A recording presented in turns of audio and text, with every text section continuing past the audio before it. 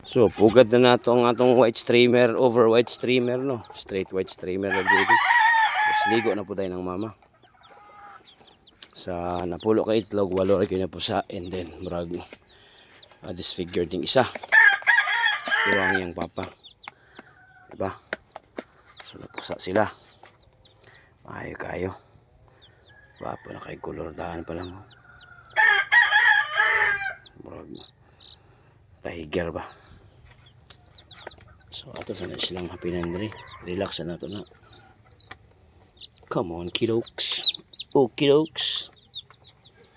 May isang murag abuho ng forma sa pagkakanawayon. So kay color na niya no.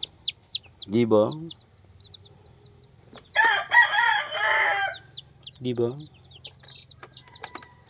So naay nakapareserve ani duha.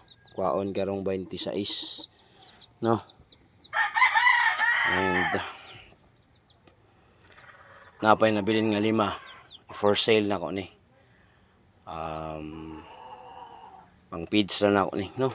Sa gusto makapagsugod og para Genesis nga breeding white streamer over white streamer.